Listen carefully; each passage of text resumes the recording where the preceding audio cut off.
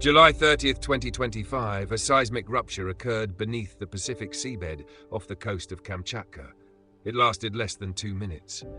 But in those 110 seconds, tectonic plates shifted, the seafloor rose by meters, and the Earth sent out a message that would reach every continent. The question wasn't just what happened, it was how fast we knew, and what we did with that knowledge. In an age of global interconnection, disaster is no longer local, and the timeline of response begins the second the ground starts to move. The earthquake itself was immediately recorded by seismic networks around the world. From Tokyo to Anchorage, from Geneva to Honolulu, seismographs captured the energy pulse as it rippled outward. Within 20 seconds, automated systems at the USGS and other agencies detected the initial P waves, the fast, less destructive waves that arrive before the shaking truly begins. This allowed rapid calculations, location, depth, and, most importantly, magnitude. It registered as a magnitude 8.8 megathrust event. The algorithms were clear. This was not routine. At the Pacific Tsunami Warning Center, PTWC in Hawaii, staff were already on high alert. The center operates 24/7, but when an earthquake above magnitude 7.5 hits a subduction zone beneath the ocean, protocol dictates immediate simulation modeling. PTWC staff received automated alerts seconds after the rupture, but confirmation took less than 3 minutes. By 3:50 a.m., the tsunami risk had been classified as major, and initial alerts were pushed to national emergency agencies around the Pacific. Meanwhile, DART buoys, those deep ocean pressure sensors placed across tectonic danger zones, had already started detecting changes in sea level. These instruments are crucial. They can sense ocean floor displacement in real time, confirming whether a tsunami has actually been generated. Within 8 minutes of the quake, at least 3 buoys along the Kamchatka Trench reported rapid pressure fluctuations. The wave had begun, and it was moving fast. What followed was one of the most synchronized global early warning efforts ever seen. In Japan, the meteorological agency's J-Alert system pushed emergency notices to mobile phones, TV networks, radio stations, and local government offices in less than 10 minutes. Sirens sounded in at-risk prefectures. In the Philippines, the National Disaster Risk Reduction and Management Council issued advisories to vulnerable coastal provinces using a tiered risk scale designed after previous disasters. In Hawaii, alerts were broadcast through the state's Emergency Alert System and Wireless Emergency Alerts, WEA. Texts appeared on phones warning of a possible tsunami, and sirens echoed across beachside towns. Residents in low-lying zones were urged to move inland immediately. Shelters opened, roads backed up. Some people ignored the alerts, others panicked, but most listened. Within 30 minutes, over 60% of residents in designated flood zones had begun relocating to higher ground. The continental US received alerts through NOAA's Tsunami.gov platform and local emergency management systems. While the West Coast wasn't under a full evacuation order, advisories were issued across California, Oregon, and Washington. Cities like Crescent City, which has a long history of tsunami impact, activated local sirens. Police departments used loudspeakers and patrol cars to move residents off beaches. In Alaska, where the Aleutian Islands lie within the Pacific seismic ring, the warnings came just in time. Communities with deep trauma from past events didn't hesitate. But speed alone wasn't the only factor. The clarity and consistency of communication mattered just as much. In previous disasters like the 2004 Indian Ocean tsunami and even Japan's 2011 event, delays, confusion, and conflicting reports cost lives. But this time the system was better. Not perfect, but better. Terminology had improved. Messaging was standardized across platforms. Alerts included estimated arrival times, expected wave heights, and clear instructions in multiple languages. Visuals replaced dense text. Social media wasn't just a rumor machine. It became a lifeline. Within the first hour, the ripple effect of alerts had reached more than 14 countries and territories. Samoa, Indonesia, Papua New Guinea, Chile, Mexico, and New Zealand all issued their own national notices. Airline companies began rerouting flights away from predicted ash zones, while cargo shipping routes were evaluated for rerouting through the Arctic and South China Sea. This wasn't just a humanitarian response, it was economic, geopolitical, logistical. While the tsunami waves would not reach distant shores for hours, the information wave had already arrived, and that information saved lives. This real-time response relied on a global network of trust and cooperation. Seismic data was shared across agencies with minimal delay. Cloud computing and satellite networks allowed nearly instant access to updated ocean models. Algorithms trained on decades of disasters worked side by side with human judgment. In the control rooms of emergency agencies, people made fast decisions, but they made them with better tools than ever before. But there were still gaps. In some rural areas of Alaska and the Russian Far East, alerts did not arrive quickly enough. In parts of the Pacific Islands, mobile connectivity was weak and siren systems failed due to poor maintenance. On the US mainland, confusion arose around the meaning of advisory versus watch versus warning, terms that, despite years of refinement, remain inconsistent in the public mind. In California, thousands received push alerts on their phones but didn't understand what action to take.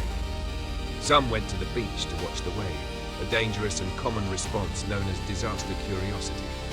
In Oregon, certain coastal schools had no formal evacuation plans in place. And while Shake Alert, the US earthquake early warning system, detected the seismic activity, it was not integrated with tsunami alerts in real time, something many experts say must be addressed. The Kamchatka event was an extraordinary moment. In less than 60 minutes, a rupture on one side of the Pacific generated alerts, evacuations, and planning on the other side.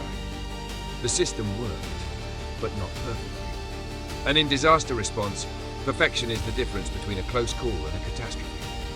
As the tsunami rolled across the ocean, the Earth had already done its part. The next step was ours, whether the world would be ready to meet the wave or only watch it come. The earthquake struck everyone at once, but not everyone got the warning. That's the uncomfortable truth behind Kamchatka's 8.8 magnitude disaster. While some countries received emergency alerts within minutes, others were left waiting, or worse, unaware. And while city centers scrambled to respond, remote communities often faced the wave alone. For all the technology we've built, the infrastructure we trust, and the promises of global response, Kamchatka proved something critical. The world doesn't react equally to disaster. It reacts according to access, geography, politics, and power. In Russia's own Far East, this was immediately obvious. The Kamchatka Peninsula is vast, mountainous, and sparsely populated. It is also one of the least connected regions in the Russian Federation. Mobile networks are inconsistent. Some villages rely on shortwave radio. In places like Kamchatsk and Tilichiki, siren systems hadn't been maintained in years. When the quake hit, people felt the shaking, but many didn't know why. There were no alerts on their phones. No evacuation orders came. They waited for daylight. For some, the tsunami had already passed before they even knew it had arrived. On the other side of the Pacific, in parts of Alaska's Aleutian chain, similar patterns emerged. Despite being part of the United States, these remote islands suffer from underinvestment in disaster communication. While the US Geological Survey and NOAA have excellent national systems, they often rely on digital access, smartphones, internet connectivity, and satellite networks. But many residents in these regions don't have broadband. Some areas lost power after the shaking began. Others had outdated siren equipment. In these zones, the only warning was nature itself. The receding water, the trembling trees, the sounds no app can replicate. In the Philippines, where over 100 million people live on more than 7,000 islands, the challenge is scale. The National Disaster Risk Reduction and Management Council did issue tsunami bulletins early, but the delivery of those bulletins varied wildly. Metro Manila got instant updates, but smaller fishing communities along the eastern seaboard relied on barangay officials, local leaders, to spread the word. That meant the speed of alerts depended on who was awake, how fast they acted, and whether a megaphone still had working batteries. In Latin America, countries like Peru and Chile, no strangers to tsunamis, faced a different issue: credibility. After years of inconsistent messaging during previous quakes, many coastal residents distrust government alerts. In the hours after Kamchatka's quake, Chile issued a tsunami advisory. But in several towns, people ignored the sirens, assuming it was either a false alarm or an overreaction. In Peru, a local radio station misreported the threat level, causing confusion. The gap here wasn't in hardware, it was in trust. Even in the United States, where disaster response is heavily funded, inequality shaped the experience. In Los Angeles, for example, many residents received the Wireless Emergency Alert (WEA) message. But studies show that English-only alerts fail to effectively reach large immigrant populations. In districts with high concentrations of Spanish, Vietnamese or Korean speakers, comprehension of alerts is far lower unless messages are sent in multiple languages. In poorer neighborhoods, people are less likely to own newer smartphones that support real-time government alerts. In coastal mobile home parks or informal housing zones, residents often don't have access to radios or even working sirens. The risk isn't just natural, it's systemic. This patchwork of warning access raises uncomfortable questions. Who gets to live because their city has better funding? Who gets left behind because their country lacks satellites? Is disaster response a right or a privilege? Kamchatka's disaster didn't create these inequalities, it revealed them. Consider the DART buoy system, which proved crucial in verifying the tsunami threat. These buoys detect deep ocean pressure changes and transmit that data via satellite, but they are not evenly distributed. The US and Japan maintain the majority of the world's operational DART stations. Many countries in the global south, including large parts of Africa, Southeast Asia and Central America, depend on access to this data through third-party agreements or public platforms.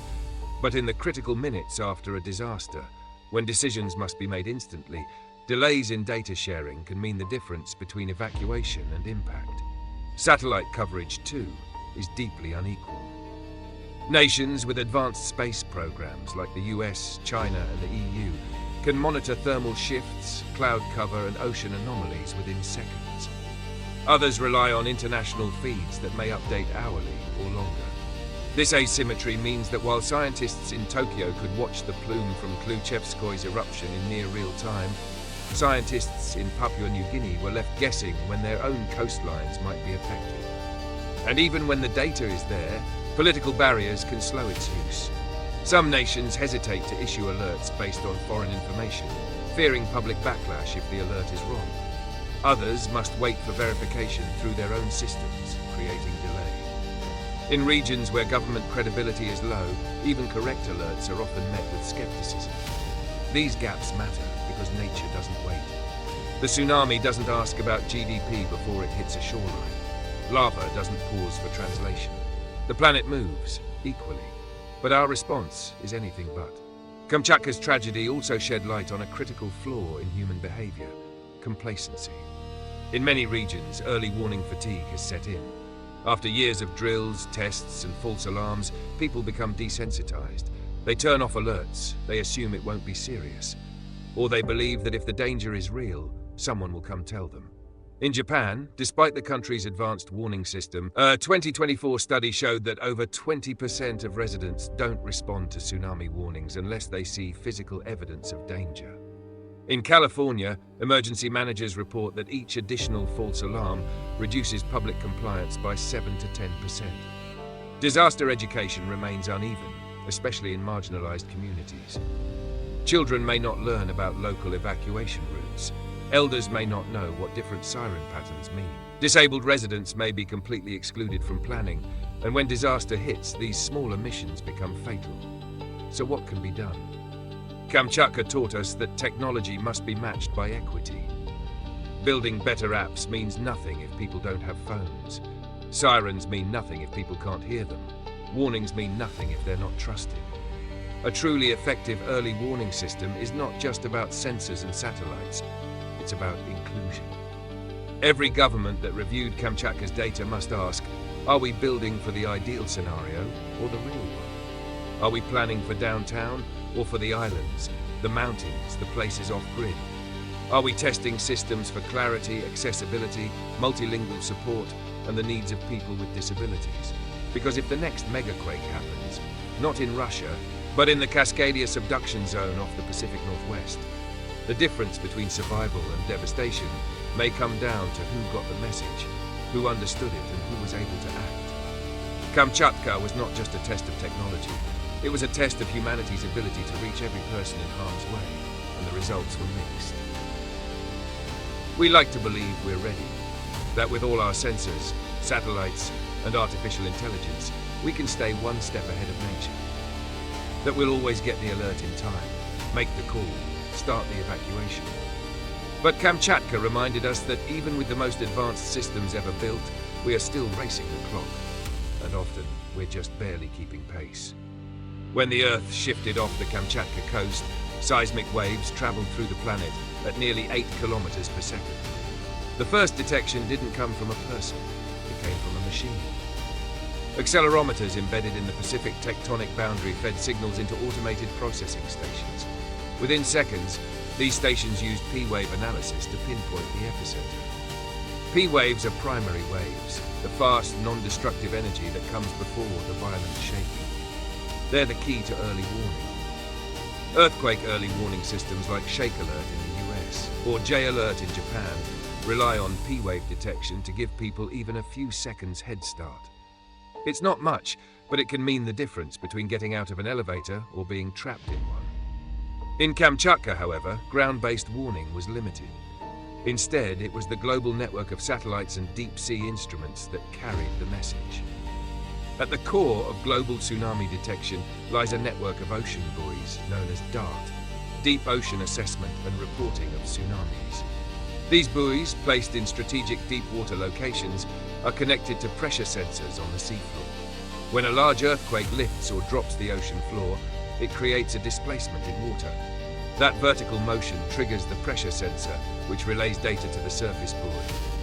From there, information is transmitted via satellite to monitoring centers. DART buoys are incredibly sensitive. They can detect sea level changes of less than a centimeter. During the Kamchatka event, multiple DART stations reported anomalies within 8 to 10 minutes. These were not yet waves hitting shore. They were water columns beginning their journey across the ocean. The data helped confirm that a tsunami was not just possible, it was already forming. But that raw data is only the start. To predict the arrival time, height, and impact zone of a tsunami, agencies run real-time simulations using powerful ocean modeling tools. One of the most advanced is COMCOT, Cornell Multi-Grid Coupled Tsunami Model, which uses bathymetric data, maps of the ocean floor, along with wave physics to simulate the behavior of tsunami energy as it travels. In the Pacific Tsunami Warning Center in Hawaii, these simulations begin as soon as a large quake is detected. They plug in fault parameters, length, depth, slip, and direction, and generate potential wave forecasts. These forecasts are matched against buoy data to refine accuracy. If the numbers line up, alerts escalate from informational to watch to warning. Satellites also play a major role. Synthetic aperture radar (SAR) satellites, like those operated by the European Space Agency or Japan's ALOS missions, can detect surface deformation with high precision. After the quake, SAR satellites flew over Kamchatka to map crust displacement. These maps confirmed the severity of the rupture and helped scientists understand which areas were at highest risk of aftershocks or volcanic activity. Another type of satellite sensor, thermal infrared, was used to monitor Kamchatka volcano. These sensors picked up a dramatic increase in surface heat on the volcano's summit within 2 hours of the quake, indicating rising magma. Volcanologists used this to predict the imminent eruption. NASA's MODIS and VR's instruments provided near real-time thermal imaging, which was cross-referenced with gas emission readings from ground stations. Artificial intelligence has recently been added to many of these systems. Machine learning algorithms analyze incoming seismic data and compare it with historical patterns. In Japan and Taiwan, AI can now determine an earthquake's likely magnitude and affected area faster than traditional models. AI also filters false alarms, especially in noisy data environments like urban seismic fields or rough sea states. In the Kamchatka event, AI models were used to prioritize alert distribution, targeting zones based on vulnerability, population density, and topography. For example, remote coastal villages with high elderly populations received enhanced signal alerts via government relay towers thanks to automated prioritization algorithms. AI even translated alert messages into local dialects and optimized them for SMS delivery. Yet, for all this technology, the system has cracks. Dart buoys, for example, require maintenance. Several in the North Pacific were out of service during the quake, creating blind spots. Some buoys relayed data with delays due to satellite congestion. In at least one case, a sensor's battery had degraded, causing intermittent errors in sea level readings. Modelling accuracy also remains a challenge. Ocean floor geography is complex and changes over time. A model may predict a 2-meter wave, but if the actual fault rupture is longer or shallower than assumed, that wave could double. Data latency, time lost in transferring and verifying sensor readings, can compound this uncertainty. In developing nations, the gaps are even more profound. Many don't have access to real-time modeling tools. They rely on older generation software, often run on underpowered servers. They must wait for international bulletins instead of producing forecasts locally. During the Kamchatka tsunami alert, some countries took up to 40 minutes just to download the wave model data, a delay that could cost lives in a future event. Then there's the human bottleneck. Even with real-time alerts, someone still has to make the decision, send the warning or hold it back. In 2018, Indonesia faced global criticism when a tsunami warning was cancelled prematurely due to confusion in the data stream. After that, many agencies grew more cautious, sometimes too cautious. The fear of false alarms can be paralyzing. Kamchatka showed us how close we are to predictive capability, and how far. We can see the signs earlier than ever before, model waves in minutes and track volcanoes from orbit. But interpretation, action, and coordination still rely on humans and on political will. Technology doesn't act on its own. It must be used quickly, wisely, and inclusively. What's next? Some experts argue for the integration of AI-based simulation engines into every national disaster center, allowing countries to run their own forecasts in parallel with international models. Others propose the creation of an open-access global alert cloud, where raw sensor data is uploaded live and interpreted by a shared community of scientists and software. There's also growing interest in crowdsourced seismic sensing, using the accelerometers in smartphones. Google's Android earthquake alert system now uses motion data from millions of phones to triangulate earthquake origins before traditional sensors can. This technology was active during the Kamchatka quake, though coverage was low in that region. Still, it's a glimpse into a future where the warning might come from the very phone in your pocket, even before the ground moves under your feet. In the end, the machines are only as good as the system around them. Kamchatka reminded us, the earthquake was fast, the tsunami was faster, but response still was too slow in many places. If we want to turn seconds into survival, we'll need more than better sensors. We'll need a better world to plug them into. The sirens screamed, the screens lit up, and the countdown began. From the moment the 8.8 quake struck Kamchatka, the question for every coastal nation was the same. What do we do now? Not in theory, not in simulation, but in reality with lives on the line. The wave was already moving, and so was time. In Japan, the response was swift, almost instinctive. The Japan Meteorological Agency's real-time system kicked in within 90 seconds of the seismic event. J-Alert pushed notifications across every network: phones, TV, radio, municipal speakers. In Miyagi and Iwate prefectures, emergency crews deployed to tsunami towers. Public transport stopped. Coastal highways closed. Tsunami shelters opened automatically via remote control. Citizens followed rehearsed evacuation routes, many without hesitation. It wasn't perfect. Some fishing communities far from main infrastructure had trouble receiving the first alerts. But overall, Japan's disaster drills paid off. By the time the wave arrived, most vulnerable residents had reached higher ground. Contrast that with what happened in parts of the Philippines. The initial alert came via the National Disaster Risk Reduction and Management Council around 15 minutes after the quake. But delivery was fragmented. Some local governments used megaphones, others waited for confirmation. Along the eastern coast of Luzon, confusion reigned. In the town of Gubat, residents heard no siren, only word of mouth. Some evacuated inland, others stayed, unsure whether it was real. By the time the water reached shore, it was only a meter high, but powerful enough to flood streets and overturn small boats. Had the wave been larger, the outcome might have been catastrophic. In Hawaii, the reaction was a mixture of precision and panic. The Pacific Tsunami Warning Center issued an advisory 12 minutes after the quake. The wireless emergency alert system pushed texts to every phone in the state. On Oahu, sirens sounded. Emergency shelters opened. Tourists in Waikiki looked confused. Locals near the water moved fast, especially those who remembered the 2011 Tohoku wave. By 4:30 a.m., thousands had evacuated beachside neighborhoods, but not everyone got the message. In rural parts of the Big Island, phone coverage was poor. Some residents slept through the alerts. Others assumed it was a drill. Fortunately, the wave dissipated before major damage occurred, but the gaps were visible. In Russia, the country at the epicenter, the response was uneven. In Petropavlovsk-Kamchatka, the regional capital, emergency services acted quickly. Local authorities activated broadcast alerts and sent teams to inspect coastal roads. But in more remote communities along the eastern Kamchatka Peninsula, help was scarce. Infrastructure was already weak. Roads were impassable. Communication lines were damaged during the quake. In one village, residents only realized the tsunami was coming when they heard the roar of the wave itself. There was no time to escape. A dozen homes were destroyed. Miraculously, few lives were lost, but only because the wave struck at low tide. The United States mainland was on high alert.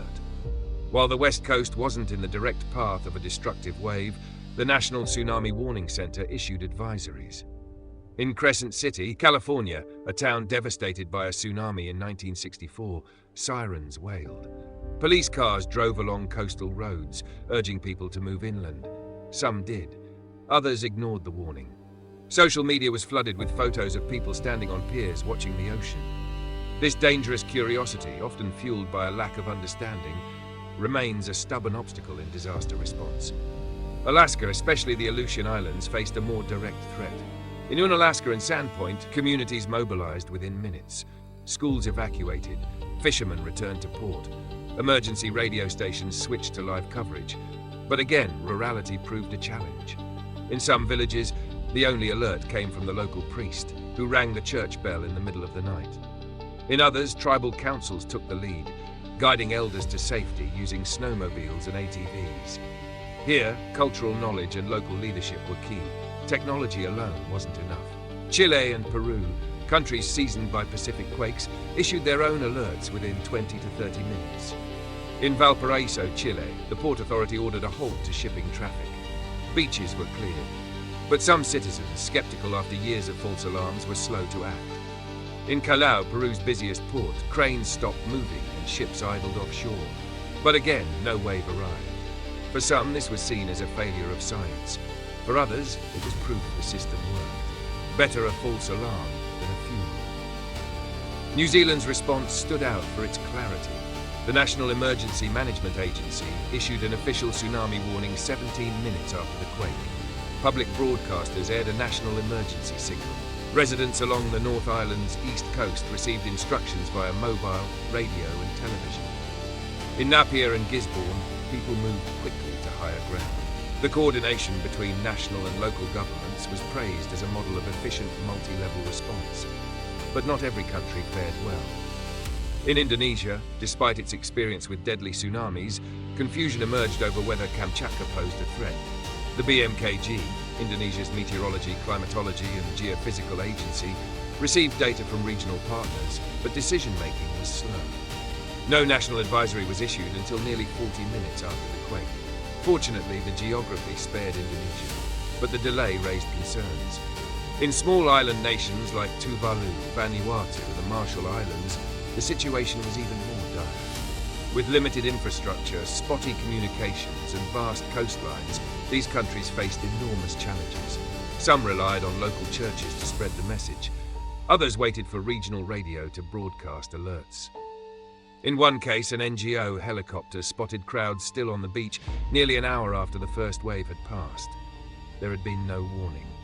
The United Nations Office for Disaster Risk Reduction later issued a report summarizing the global response. Its key finding: the world is getting faster, but not equally. Richer countries had stronger tools, clearer protocols, and better coordination. Poorer nations relied on improvisation, word of mouth, or luck. One striking contrast emerged in education. In Japan, even school children knew the drill. literally. They had practiced earthquake and tsunami responses since preschool. In other countries, adults didn't even know where shelters were located. The difference wasn't technology, it was culture. And there were stories of extraordinary individual action. A bus driver in Alaska who rerouted his entire route to carry elders to a shelter. A teacher in Chile who kept her class calm by turning the evacuation into a game. A hotel clerk in Hawaii who knocked on every door in his building to wake guests who hadn't heard the alert. These moments of courage, coordination, and compassion were just as vital as any satellite or siren. But they also revealed another truth. Real preparedness isn't just about what governments do. It's about what communities know, what families plan, what individuals choose in the moment. The Kamchatka quake sent shockwaves across the Pacific. But it also sent a message. You have minutes, not hours. Your actions matter. And the next wave may not give a second chance. In the wake of Kamchatka's quake and eruption, the world looked back and then quickly forward. What happened was not just a catastrophe, it was a stress test for the entire global disaster response system. Every government, every agency, every scientist watching knew the truth. If this had happened closer to Tokyo, to San Francisco, to Santiago, the death toll could have been catastrophic. Kamchatka was remote, it got lucky. But the systems were not ready for something bigger, closer, or faster. That realization sparked a global conversation that is still unfolding. First came the data review. Within days, the United Nations Office for Disaster Risk Reduction, UNDRR, launched a task force to collect telemetry, timing, and performance data from over 30 countries. The initial findings were stark. Even with modern warning tools, only 62% of at-risk coastal populations received effective alerts within 20 minutes. In rural areas, that number dropped to just 31%. More than a dozen DART buoys key for tsunami modeling were either offline or delayed. Several nations reported confusion due to outdated protocols and language barriers in emergency messaging. From these findings emerged the first global lesson. Standardization is survival. Inconsistent alert formats, vague terminology, and lack of shared thresholds led to dangerous gaps. For instance, one nation's tsunami watch meant prepare to evacuate, and others meant simply monitor the news. Some countries sent voice alerts, others sent text. Some alerts were in English only, ignoring millions of residents who spoke Spanish, Tagalog, Russian, or indigenous dialects.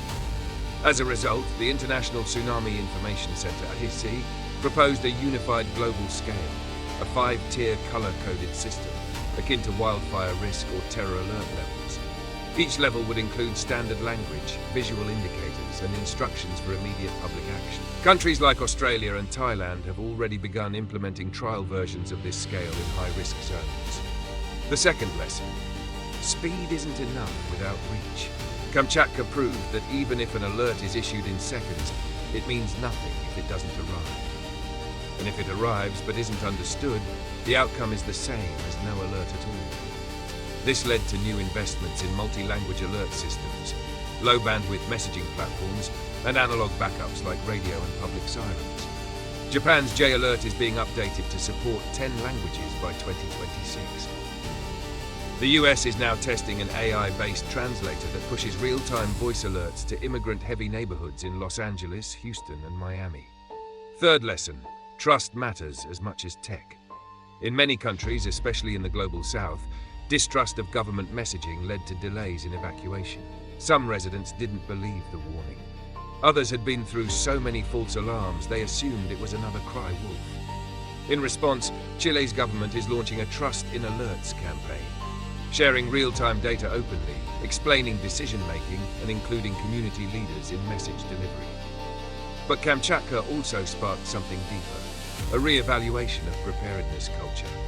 Several cities began revisiting their school curricula, adding disaster education as a core requirement from grade school up. In Indonesia, tsunami education drills are now conducted every 3 months, not yearly. California schools are introducing bilingual hazard guides and visual storybooks for children about what to do when sirens sound. One of the biggest shifts came from space. In the weeks following Kamchatka, satellite companies including Planet Maxar and the European Space Agency pledged to make their post-disaster imaging data freely available for up to 72 hours after a major event. This was a game changer for smaller nations with limited satellite access. Real-time deformation maps, thermal scans, and ash cloud trajectories became tools not just for scientists, but for first responders, school administrators, and even fishing villages. Governments also began taking steps to regionalize disaster response. ASEAN, the Association of Southeast Asian Nations, announced the creation of a unified tsunami data center in Manila, sharing sensor streams from Indonesia, Thailand, Vietnam, and the Philippines. The Caribbean Disaster Emergency Management Agency began installing satellite-linked early warning nodes on smaller islands like Dominica and Grenada. Africa's East Coast countries began cooperating with South Africa's radar infrastructure to monitor Indian Ocean events. In Europe, where the direct threat from Kamchatka was low, the incident was still a wake-up call. The European Union activated a joint fund to improve sensor coverage and AI modeling for seismic and volcanic risks, especially in Mediterranean countries like Italy and Greece. Iceland began expanding its geothermal volcano monitoring network, citing Kamchatka as proof that seismic events can quickly cascade into multi-hazard crises. Perhaps most critically, Kamchatka forced leaders to confront a brutal truth. Disasters don't care about borders. The tsunami did not stop to ask which country had better funding. The ash cloud did not choose to hover only over compliant governments. In disaster, cooperation isn't charity, it's survival. And yet, before Kamchatka, data sharing was often bureaucratic, delayed, or wrapped in national secrecy. That may be changing. At the World Summit on Disaster Risk Reduction held in Singapore, 2 months after the quake, 91 countries signed a joint resolution to create a real-time global disaster data mesh, a secure, cloud-based platform that aggregates seismic, volcanic, tsunami, and atmospheric data from both public and private networks.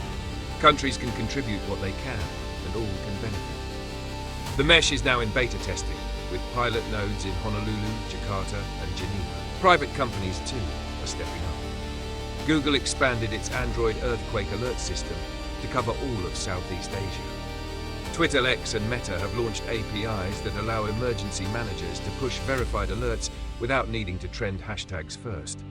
Elon Musk's Starlink donated over 500 satellite terminals to rural Russia and Alaska for use in future disaster zones. In Kamchatka's aftermath, technology is finally being applied where it's needed most, not just in Silicon Valley boardrooms, but on snowy roads, ash-covered villages, and wave-battered docks. But beyond tech, perhaps the most powerful change has come at the community level. In a small fishing town in Hokkaido, Japan, residents pooled funds to build a new manual bell tower. No electronics, just steel and rope, something they can use even if everything else fails. In a Russian Orthodox church outside Petropavlovsk, a priest who lost half his congregation to the tsunami now gives weekly sermons not just about faith, but about evacuation maps. In California, a youth group in Monterey developed a graphic novel on earthquake safety and distributed it through local taco shops. The next generation is taking this seriously. Kamchatka wasn't the end. It wasn't even the worst-case scenario.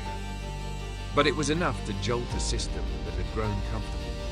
It showed us what's working, what's broken, and what's missing. Most of all, it showed us this. There is no such thing as a local disaster anymore. What happens in the North Pacific reverberates in the South. An eruption in Russia may choke skies over Alaska. A wave from Kamchatka may kiss the shores of Chile. An alert delayed in one time zone may become a tragedy in another. Disaster doesn't ask for permission. It only asks one thing. Are you ready? The Earth does not warn twice. That's the brutal truth. When the Kamchatka quake struck and the sea pulled back with eerie silence, we saw the test unfold in real time. Satellites turned, buoys blinked, texts were sent, alarms sounded. Some moved, others froze. The warning system did what it could, and yet the waves still touched lives unprepared. This was not a black swan event. Scientists had predicted for years that the Kamchatka subduction zone was overdue. Volcanologists had tracked the rumblings of Kluchevskoy. Tsunami modelers had identified gaps in buoy coverage and satellite blind spots. Still, it took a violent convergence of earth and sea to force action. Now, the question is not whether Kamchatka will happen again. It's when and where the next one strikes. And whether, when it does, we will be ready not just technologically, but culturally, politically, and personally. The advancements are promising. Global initiatives are gaining momentum. AI is transforming signal processing. International collaboration is no longer optional. It's becoming structural. Education is improving. Protocols are aligning. And simulations are growing faster and more accurate. But these developments must accelerate, because the ocean moves faster than policy. At the heart of this is the recognition that seconds save lives. Every link in the warning chain, seismic sensors, satellite relays, model engines, communication systems, evacuation routes, adds or subtracts from survival. And for too many communities, that chain still has broken links. Let's consider 3 critical pressure points. First, infrastructure. Rural areas, island nations, indigenous villages all suffer from underinvestment. When a country lacks sea-level sensors, doesn't have AI processing servers, or can't afford to maintain emergency sirens, it becomes reliant on global partners. But partnerships alone cannot replace sovereignty in response. The next step is ensuring local capacity. Every country must be able to detect, model, and decide autonomously. Second, speed versus accuracy. One of the most paralyzing dilemmas in any disaster agency is, what if we're wrong? False alarms have consequences: loss of trust, economic disruption, logistical fatigue. But waiting for full confirmation can cost lives. Kamchatka showed that conservative thresholds lead to critical delays. The solution may lie in tiered alerts. Share early projections immediately, with transparency about uncertainty while updating dynamically. People can handle ambiguity. What they can't survive is silence. Third, the human factor. No matter how advanced the system, the final mile is still personal. Will someone hear the alert? Will they believe it? Will they act? This is where culture intersects with science. In Japan, drills and education ingrained a survival instinct.